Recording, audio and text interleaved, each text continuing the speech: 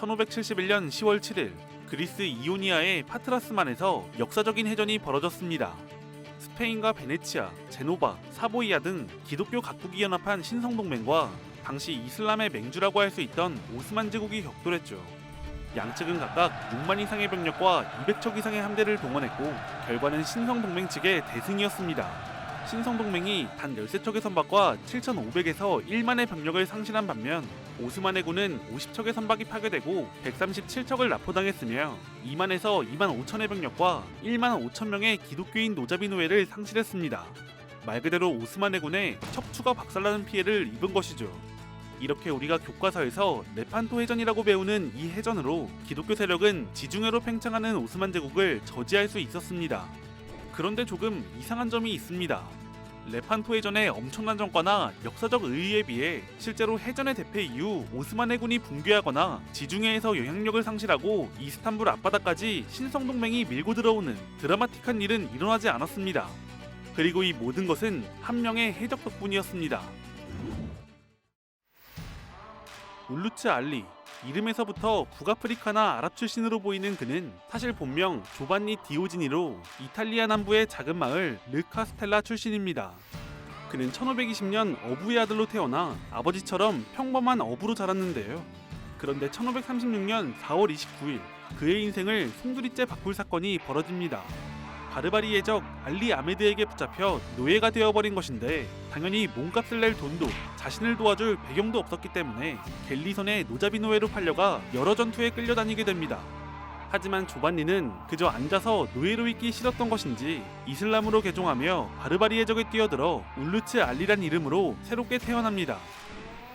울루츠 알리는 매우 빠르게 성공을 거뒀습니다. 어부 출신으로 항해술이 뛰어났고 모은 돈으로 해적선의 지분을 사들이더니 몇 차례 약탈에 성공하면서 선장이 되었으며 곧 해적선의 소유주가 되었습니다. 한마디로 노예에서 피고용인을 거쳐 고용주가 된 것이죠. 또한 그는 당대 바르바리의 적 중 유력한 인물로 떠올랐는데 그의 능력은 오스만 제국에서도 인정받았습니다. 그는 오스만 제국의 제독이자 트리폴리의 장관이며 바르바리의 적인 투르구트 레이스의 휘하에서 활약하던 중에 오스만 해군 대제독 피알레 파샤의 눈에 들었고 그로부터 에게해와 사모스 섬 일대를 관할지로 부여받으며 행정권까지 받았습니다. 1560년엔 제독 투르구트 레이스, 대제독 피알레 파샤와 함께 86척의 함대로 튜니스 제르바 섬 인근에서 트리폴리를 위협하는 스페인, 교황령, 제노바 공화국 등 기독교 연합군 120에서 200척을 격퇴했습니다. 이 전투에서 9천에서 1만 8천의 연합군을 죽였고 5천 명을 포로로 잡았으며 60척의 선박을 납포하거나 침몰시켰습니다.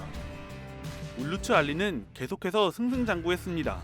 1565년엔 알렉산드리아의 총독이 되었고 몰타 공략 과정에서 제독 투르구트가 사망하자 트리폴리 장관으로 임명되었으며 1568년엔 알제의 수석 장관이 되어 스페인 영향력 아래의 튜니스를 장악, 남부 스페인 일대의 무슬림 반란을 지원, 1571년엔 알제의 반란을 진압하는 등 왕성한 활동을 보였습니다.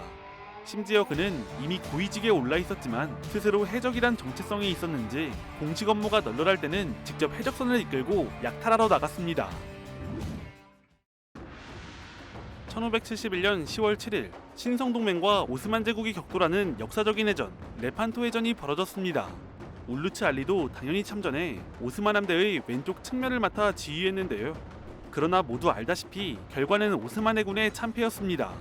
하지만 이 해전에서도 울루츠 알리는 달랐습니다. 그는 신성동맹 함대 전열에 균열이 생기자 이를 공략해 제노바의 제독 조반니 안드레아 도리아를 압박했고 몰타기 사단의 기함을 점령하며 그들의 깃발을 빼앗았습니다. 이런 와중에 전황이 오스만 측의 패배로 기울자 그는 침착하게 자신의 함대를 철수시켰고 흩어진 함대를 규합해 87척의 배를 콘스탄티노플로 귀환시키는 등 대패의 여파를 최소화시켰습니다. 울루츠 알리는 오스만 황제 셀림 2세에게 몰타기 사단의 깃발을 선물하는데 이 공로로 10월 29일 오스만 대제독에 임명됩니다. 대제독이 된 울루츠 알리는 오스만 해군을 재건하는 중책을 맡습니다. 그는 피알레 파샤와 함께 베네치아 해군을 모델로 삼아 더 크고 많은 함포를 가진 전함과 개인화기로 부장한 선원을 지향점으로 삼아 함대를 만들었습니다. 그렇게 레판토의 패배로부터 불과 1년도 채 지나지 않은 1572년 6월 250척의 함대를 재건하는 데 성공합니다. 울루츠 알리는 여기서 멈추지 않았습니다. 1573년엔 알제의 통치를 아흐메드에게 위임한 후 이탈리아 해안에 대한 공격을 지시했고, 레판토 해전 이후 스페인이 기세를 몰아 튜니스를 빼앗으며 지중해 동부로 세력을 확장하려 하자 1574년 7월 자신이 재건한 250척의 함대를 이끌고 튜니스를 공격해 탈환하며 스페인의 세력 확장을 저지했습니다. 또한 스페인 본토와 마주하는 모로코 해안에 요새를 건설하는 등 북아프리카에 대한 오스만의 영향력을 강화했습니다. 물론 1576년엔 다시 칼라브리아를 급습해 약탈하며 해적으로서의 활동도 소홀하지 않았습니다. 한편 레판토 해전에서 대승을 거머쥔 스페인은 기세를 몰아 오스만 제국을 몰아붙이고자 했지만 상황은 녹록지 않았습니다. 알프스 이북에서 기세를 떨치고 있던 종교개혁의 여파로 국력을 지중해와 오스만 제국에 집중하기 힘들어졌고, 이런 와중에 울루츠 알리가 재빨리 해군을 재건하고 방어력을 강화한 상태였죠. 스페인은 동부 지중해와 오스만에 대한 공략이 매우 어려울 것이라고 판단하고 1578년 오스만 제국과 평화협정을 맺으며 50년간 이어진 전쟁을 마무리합니다. 여기서 흥미로운 점은 스페인이 평화협정의 조건으로 울루츠 알리를 동부 지중해로 이동시켜줄 것을 요구했다는 점인데요. 그만큼 울루츠 알리는 스페인의 공포의 대상이었던 것으로 보입니다. 울루츠 알리는 활동을 멈추지 않았습니다. 1578년 알제에서 반란이 일어나 통치를 맡고 있던 아흐메드가 사망하자 이를 진압했으며, 이후에도 아드리아해와 흑해를 오가며 오스만의 적들을 공격하고 약탈했습니다. 1585년엔 이집트 함대와 함께 시리아와 레바논에서 일어난 반란을 진압했죠.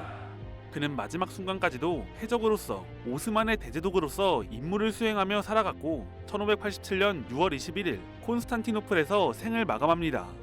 울루츠 알리는 단순히 바르바리 해적으로의 성공을 넘어서 오스만 제국 해군의 재건과 북아프리카 지배력 강화를 이끌었습니다. 만약 그가 없었다면 레판토 해전의 대패는 오스만 제국의 완전한 지중해 패권 상실로 이어지지 않았을까 추정하기도 합니다.